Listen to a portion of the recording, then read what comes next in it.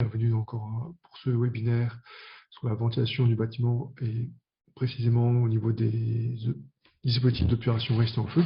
Vous allez voir tout ce qui est certification, installation et règles de bonne pratique pour la mise en œuvre des clapets coupe-feu et cartouches coupe-feu. Alors je me présente, c'est Alexis de Rose, je suis ingénieur au niveau responsable de la ventilation ici chez Dr Simon. Sur le dispositif d'obturation resté en feu, donc les clapets, les cartouches et les bouches coupe-feu, nous allons voir ça en détail. Au niveau du sommaire, on va d'abord avoir l'introduction, ensuite tout ce qui est normes et classification, niveau restant en feu, les types de dispositifs d'obturation, le détail technique sur le clapet coupe-feu et les détails techniques aussi sur les cartouches et bouches coupe-feu. Ensuite, les différents éléments de construction dans lesquels je peux placer mes cartouches et clapets coupe-feu, et ensuite la mise en œuvre et les détails techniques sur cette mise en œuvre.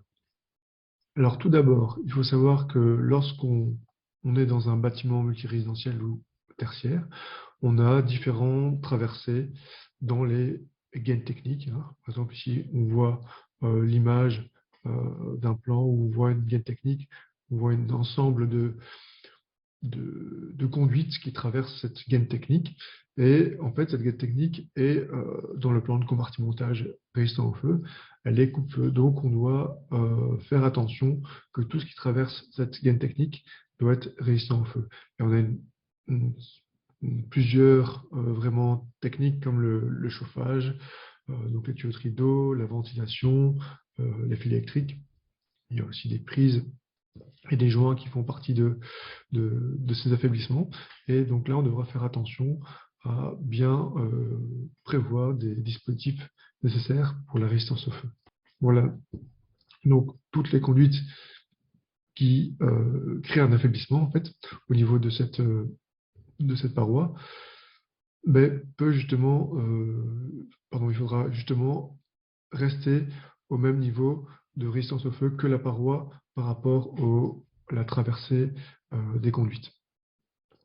Donc, de ce fait, on devra utiliser des dispositifs d'obturation pour permettre à la paroi de toujours garantir sa résistance au feu comme elle était prévue à la base. Alors ici, petit dessin qui nous explique un peu dans un concept un peu spécifique, car on a ici plusieurs studios, plusieurs appartements, on a des escaliers, donc tout ça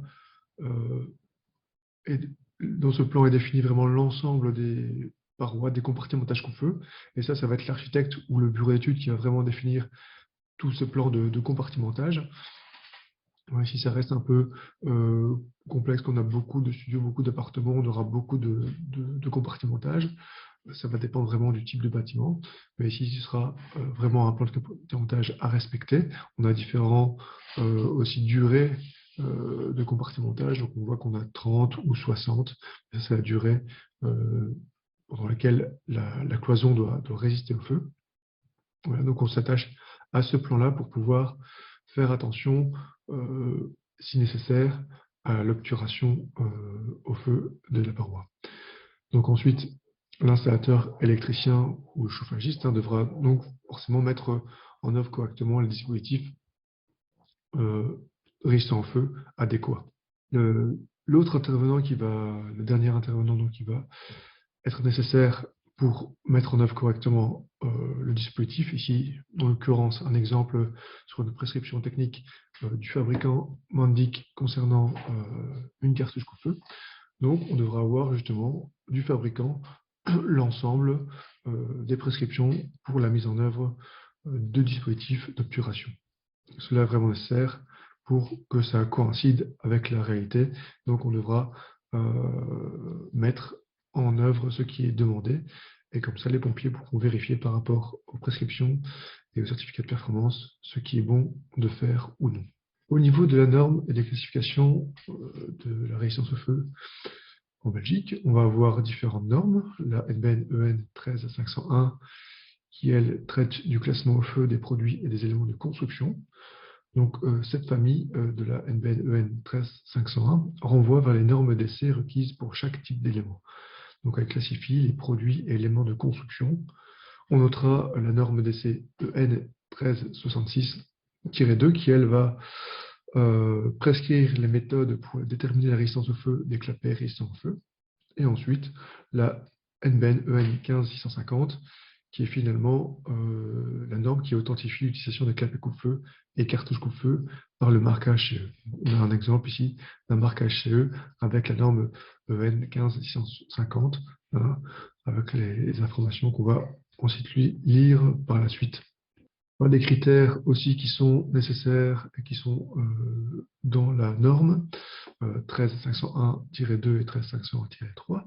Ces 4 lettres, qu'est-ce qu'ils vont nous donner? Donc on aura d'abord le R qui est la stabilité au feu.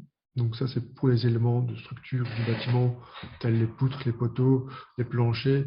Ici ça ne nous intéresse pas dans notre cadre des obturations, dispositifs d'obturation pour la ventilation. Par contre le E qui est l'étanchéité au feu, mais tout ce qui est paroi ou dispositif d'obturation doit avoir une certaine étanchéité au feu. Et ça, c'est indiqué. Ensuite, il y a le I qui est isolation thermique. Donc, en effet, les parois et les dispositifs d'obturation qui nous intéressent doivent avoir une certaine isolation pour éviter que le feu, lorsqu'il est d'un côté de la pièce, ne propage pas le feu via conduction à l'autre compartimentage. Ensuite, le S qui est étanchéité aux fumées.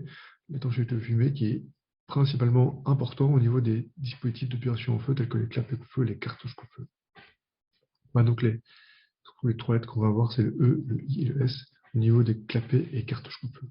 Ensuite, on aura les différents essais qui sont effectués lorsque l'incendie se propage de conduite vers la pièce et inversement. On aura ceci. Donc, I et O pour l'intérieur du compartimentage et donc O pour l'extérieur du compartimentage. Donc, le test sera effectué dans les deux sens pour que le clapet soit valable dans tous les cas de figure. Ensuite, le produit sera aussi adapté pour des utilisations verticales, donc dans les parois, et les utilisations horizontales dans les planchers. Et donc, quand c'est utilisé dans les parois ou les planchers, on aura aussi une indication VE ou HO pour savoir qu'il est effectif dans ces deux types de versions. Voilà un exemple de l'étiquette de classification au niveau de la résistance au feu du dispositif de duration. Ici, c'est un clapet coupe-feu. Donc, on a dans cette partie-ci, la classification, on aura EI 90, VE, HO, I et O, S.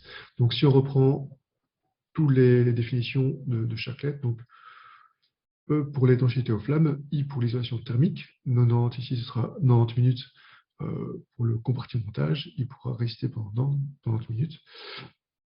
On va reprendre ici la lettre S qui est l'étanchéité aux fumées. VE, on peut l'installer dans les parois verticales, HO dans les parois horizontales, I et O, donc c'est pour le feu qui vient de l'intérieur du compartimentage ou à l'extérieur du compartimentage. Voilà. Donc ensuite, on aura les différents numéros de certificat. C'était bien fait sur la norme 15650. Voilà, donc on a ici le rappel EIS 90 et une certification. Voilà, donc ça c'est un peu le descriptif qu'on aura sur le clapet pour bien voir au niveau prévention incendie. On peut vérifier vraiment que ça correspond aux normes. Alors les exigences sont l'arrêté royal pour l'obturation de traversée et coupe-feu. Alors on aura pour l'obturation de traversée des conduites l'air, et ça doit satisfaire à différentes conditions. Donc il y a d'abord la première condition qui sera la résistance au feu EIS du clapet sera égale à la résistance au feu EI de l'élément de construction. En effet, si une paroi est EI 30 minutes, on devra avoir un clapet qui est EI 30 minutes, EIS 30 minutes, pour avoir la même durée de résistance au feu que la paroi. La deuxième condition, donc c'est ou cette condition ou celle-ci, ce sera la résistance au feu EI du conduit égale la résistance au feu EI du compartimentage. Donc là, en fait, qu'est-ce que je fais? Je prends un conduit, c'est plus un conduit standard, mais c'est un conduit qui est résistant au feu. Donc c'est comme si j'avais ma paroi qui est EI 30 et je mets un conduit EI 30. Donc je vais prolonger, en fait, d'une certaine façon, mon compartimentage. Une dernière condition, qui est un conduit qui satisfait aux conditions suivantes, donc une section de plus petite ou égale 130 cm² équipé d'un dispositif qui obture la traversée. Donc là, c'est pour les conduites qui sont de diamètre 125. On peut avoir des dispositifs qui obtuent la traversée. Et dans ces cas-là, on va utiliser des conduites différentes, pas des conduites métalliques, mais des conduites synthétiques qui peuvent fondre. Donc voilà, dans ces cas-ci, on va beaucoup moins utiliser ce type de système d'obturation au feu. On va surtout utiliser le clapet coupe-feu, qui est la solution la plus standard et la plus adéquate. Alors, pour les différents types de dispositifs d'obturation au feu dans la ventilation mécanique, on va avoir 3 grands types. Le type A, qui est en fait des clapets avec fermeture automatique par fusible. Donc, c'est en fait le fusible qui va, en fonction de la température, va lâcher et va fermer le dispositif, avec généralement un réarmement manuel. Donc, on parle aussi de clapet manuel. Le type B, c'est avec une fermeture automatique, par un fusible ou à distance via la centrale incendie. Lorsqu'on a une centrale incendie, on va d'office utiliser ce type de clapet si on veut avoir aussi une détection de l'ouverture et de fermeture et un test fait à distance. Donc ça va être le type B. Le type C, ce sera uniquement pour les évacuations de fumée et de chaleur, donc pour le désenfumage, qu'on ne va pas ici traiter dans ce webinaire. Alors, au niveau du dispositif ici de clapet, donc les clapets coupe-feu sur un type A ou type B, on aura un déclenchement via un fusible thermique à 72° ou un dispositif de fusible électronique. Ce sera les deux cas. On aura ceci qui sera mis entre deux conduites d'air, ce sera comme un manchon, et il y aura des mécanismes manuels ou motorisés, donc manuel c'est type A et motorisé de type B. Ensuite, le contact fin et début de course, qui est une option qui permet de voir l'ouverture ou la fermeture du clapet, ceci dans un but de le relier à une centrale à incendie, on peut voir l'ouverture et la fermeture. Si on a un motorisé, on peut directement faire l'essai ouvert, fermé, et ça permet de rapidement voir le fonctionnement des clapets. Au niveau des détails techniques des clapets coupe-feu, motorisé et manuel, on aura ici dans notre gamme différentes dimensions. Donc le clapet rectangulaire sera de 160 jusqu'à 160 mm, jusque des diamètres des sections de 1,60 m sur 1 m. Le clapet circulaire de diamètre 100 jusqu'à des diamètres de 800 mm. On aura forcément manuel ou motorisé avec des valeurs de tension moteur de 230 ou de 24 volts. Les certifications conformes, comme on l'a vu précédemment, la EN 15650, les testés selon la EN 1366-2. Voilà, tous ces tests ont été effectués. On aura différentes résistances au feu disponibles, EI 60, 90 ou 120 minutes. Et le plus important sera les trappes de visite qui seront équipées en standard sur les clapets circulaires, une trappe de visite et clapet rectangulaire. Il y aura 2 trappes de visite pour permettre, en fonction du placement du clapet, on aura toujours une trappe disponible. Ensuite, les différences de pression qui seront testées jusqu'à 1200 pascal, ce qui est plus que la norme standard à 500 pascal. Voilà une vue éclatée du clapet coupe-feu avec le manchon, un support moteur avec un mécanisme manuel. Ici, on voit le fusible thermique à 62°. On a le motorisé qui est ici, le moteur qui est ici avec le fusible électronique aussi dissocié du moteur. Voilà, donc ça, on permet justement de varier si on a un changement, de passer du motorisé au manuel et inversement. Voilà des photos du clapet motorisé. On voit le clapet motorisé avec la sonde qui est électronique, la sonde électronique qui se trouve à l'intérieur ici du clapet. Un clapet manuel avec le boîtier manuel et ce fameux fusible thermique, en fait, c'est 2 lamelles qui sont collées ensemble et qui déclenchent, qui font alors à 72°, qui va libérer à ce moment-là le mécanisme. Voilà les trappes sur le clapet circulaire. Donc on a une trappe sur le clapet circulaire où on a une petite ouverture avec un bouchon en caoutchouc pour pouvoir passer la caméra au lieu d'ouvrir le clapet, la trappe entièrement. Et sur les clapet rectangulaire, on a deux trappes de visite, donc en fonction du placement, quand on est contre un mur, ben, on peut accéder à une autre trappe. Donc voilà, ça c'est par facilité, on a deux trappes de visite sur les clapets rectangulaires. Ensuite, les cartouches, donc ce sera toujours des dispositifs de type A. Les cartouches sont forcément manuelles, donc on va placer ça à l'intérieur d'une conduite de ventilation, forcément au droit de la paroi coupe-feu, et elle va déclencher via un fusible thermique de 70 degrés, comme on a vu précédemment sur les cartouches coupe-feu manuelles. Donc voilà un exemple d'une cartouche qu'on vient insérer dans un conduit, et ici un système d'obturation en bouche. Donc on a en fait une cartouche qui est placée avec une bouche directement pour mettre ça à travers le mur. Alors, le détail de cette bouche et de cette cartouche dans notre gamme, on aura des cartouches jusqu'au diamètre 200, qui est forcément utilisé lorsqu'on a la certification CE et qu'on a fait les rapports de test comme c'est le cas ici. Donc on a différentes résistances au feu en 60 et en 120 minutes. On aura des pauses verticales ou horizontales. Attention, pour horizontal, ce sera des planchers en béton, donc des planchers solides. Les fusibles thermiques au 70 degrés sont intégrés dessus. On aura différentes normes, comme on a vu, EN 15650, les testés selon la 1366-2 et les autres types de tests et résistance au feu. On a vu, encore une fois, la pression sera une pression jusqu'à 1500 pascal. Ces types de tests ont été faits jusqu'à 1500 pascal, alors qu'on demande uniquement 500 pascal pour la norme. Voilà. Petit détail au niveau des bouches. Voilà, on voit la bouche de finition. Donc c'est par exemple une bouche de pulsion. On peut l'avoir en bouche d'extraction, en soufflage ou en extraction, avec la cartouche intégrée derrière la bouche. Voilà ici un détail de la cartouche avec, donc on appelle ça aussi cartouche papillon, les deux hémisphères vont vraiment se fermer lorsque le fusible thermique ici va fondre à 70 degrés.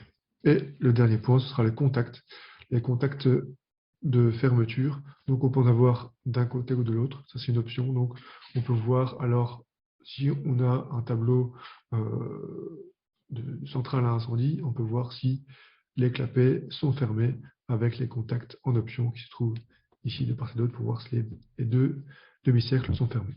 Alors, dans quel élément de construction puis-je placer le clapet ou la cartouche coupe-feu? Dans les éléments de construction résistants au feu qui figurent dans les normes d'essai. On a trois types. On a d'abord la cloison légère standardisée, qui est en fait une paroi légère avec deux plaques de gyproc de part et d'autre et une isolation de 50 mm. Le mur massif standardisé avec une masse volumique supérieure à 850 kg par mètre carré. Et ensuite un plancher massif aussi avec une masse volumique de plus ou moins 850 kg par mètre carré. Donc ça va être vraiment les trois cloisons dans lesquelles on va placer les cartouches coupe-feu. Voilà, donc les points attention, c'est attention, ne place pas les cartouches ou clapets coupe-feu dans comment dire, ici dans un faux plafond. Pourquoi un faux plafond RF ne peut pas contenir de clapets ou de cartouches coupe-feu? Pourquoi? Parce que l'épaisseur ne sera pas suffisante. Il faut au moins 10 cm d'épaisseur. Et ceci affaiblirait à ce moment-là le plafond RF et il y aurait vraiment une désolidarisation du clapet par rapport au plafond. Donc, il y a possibilité parfois de remettre des épaisseurs pour avoir les 10 cm requis et pouvoir à ce moment-là renforcer à cet endroit du plafond lorsqu'on met un dispositif d'obturation coupe-feu comme le clapet ou la cartouche. Alors, quelques prescriptions de mise en œuvre. Toutes ces prescriptions sont définies vraiment dans le rapport d'essai. Il y a deux exemples qui sont mentionnés ici avec un resserrage. Le resserrage, c'est vraiment c'est boucher, on va dire, le pourtour du trou. Donc on aura, quand on va faire le carottage pour pouvoir placer le clapet ou la cartouche coupe-feu, on va devoir faire un trou un peu plus large et entre le mur et la conduite ou le clapet, on devra vraiment refermer la paroi pour éviter la propagation du feu. Donc, on va ici utiliser le terme resserrage et on pourra faire le resserrage de différentes manières. On aura le resserrage à laine de roche, avec une laine de roche qui est prescrit par le fabricant du clapet ou la cartouche. Ou de manière standard, on va utiliser du mortier ou du plâtre, ce qui va être le plus souvent utilisé. Il faudra faire attention à la marque de positionnement. Donc on a le clapet qui doit être vraiment, la lame du clapet doit être au droit de la paroi résistante au feu. C'est de même pour la cartouche au feu où la cartouche doit se mettre au droit vraiment de la paroi résistante au feu. Donc il y aura pour ça un marquage qui sera indiqué clairement sur le clapet. Et la distance entre deux clapets, il n'y a pas ici de minimum de distance. On peut les mettre côte à côte du moment que ce soit dans un mur massif entouré avec resserré avec du béton. Donc là, c'est vraiment un avantage de ces clapets-ci. Voilà, donc tout ça, je vous le rappelle, il est défini dans le rapport d'essai où on peut voir les différents resserrages, les différentes possibilités de placement. C'est pour ça que je ne vais pas tout expliquer, mais c'est vraiment ici les cas les plus importants et les plus repris. Voilà des images au niveau justement de la marque pour positionner correctement le clapet. Donc cette étiquette orange permet de voir vraiment où se trouve la lame, et donc on va positionner le clapet à cet endroit. Donc on aura pour le clapet, on ne risque pas de se tromper car on a vraiment la marque, et ensuite on a les pattes qui permettent de fixer contre le mur le clapet. Ensuite, ici on voit le resserrage qui est fait par du mortier tout autour du mur. Alors, au niveau du resserrage des grandes ouvertures, on peut utiliser des panneaux de type laine de roche avec du growatting qui est une peinture intumescente. Voilà, là c'est un extrait d'une information technique du CSTC où on voit la pose d'un clapet avec laine de roche et coating dans une grande ouverture. Alors, on a deux ici utilisations au niveau de la mousse PU RF et de silicone. La mousse PU serait utilisée dans le cadre de resserrage de joints de construction, type plancher dalle ou fenêtres et portes résistantes au feu, selon les prescriptions techniques du fabricant, bien sûr.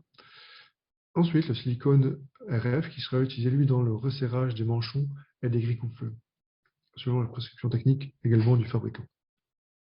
Mais attention, ceci ne doit pas se mettre au niveau des clapets ou des cartouches coupe-feu. Donc, comme je vous l'ai répété juste avant, on resserre donc le clapet ou cartouche coupe-feu uniquement avec mortier, plâtre ou dans certaines conditions, on va mettre des panneaux de laine de roche. Il faut bien voir les prescriptions qui sont indiquées et il n'y a pas de prescription actuellement pour la mousse et le silicone RF avec les clapets et les cartouches. Voilà une chose au niveau de l'entretien. Donc les clapets doivent être inspectés annuellement. Donc ça c'est fortement recommandé pour éviter d'avoir des problèmes par la suite. On va avoir une checklist ici qui est aussi donnée pour exemple par le CSCC. Donc on va relever différentes choses. Il y a forcément la référence du clapet. Là, on va mettre la date de contrôle. On pourra vérifier s'il y a des dommages occasionnés au niveau du câblage, au niveau de l'organe de commande, des dommages sur le commutateur au niveau du commutateur d'extrémité. On va vérifier la propreté du clapet, s'il y a besoin de nettoyer l'intérieur ou vraiment l'extérieur au niveau du mécanisme. On va contrôler l'état de la lame, si elle n'est pas fissurée, si elle est bien en bon état. On va aussi voir les fermetures, donc on va à ce moment-là faire un test de fermeture ou d'ouverture, tout ça manuellement pour les clapets manuels ou de manière motorisée avec l'aide du tableau central incendie pour les clapets motorisés. Et voilà, on va voir si les ouvertures se font bien aussi au niveau des commutateurs. Voilà, tout c'est une checklist qui peut être mis en œuvre pour contrôler correctement le fonctionnement chaque année des clapets et cartouches coupe-feu. Alors, une dernière chose, c'est des photos d'installation à ne pas faire. On a par exemple ici deux clapets coupe-feu qui sont hors d'un compartimentage. Donc là, on ne voit pas où est le compartimentage. Où se trouve le compartimentage? On est dans un faux plafond. On imagine que la paroi devait remonter jusqu'au plancher, mais là, elle s'arrête. Donc du coup, le clapet n'est pas vraiment dans le compartimentage. Il n'y a pas de compartimentage. Donc là, c'est un peu problématique, hein. Alors, comme je vous l'ai dit, le resserrage se fait au mortier, au plâtre ou avec les panneaux de roche qui sont prescrits dans dans les prescriptions du fabricant. Ici, on a des mousses à ce moment-là.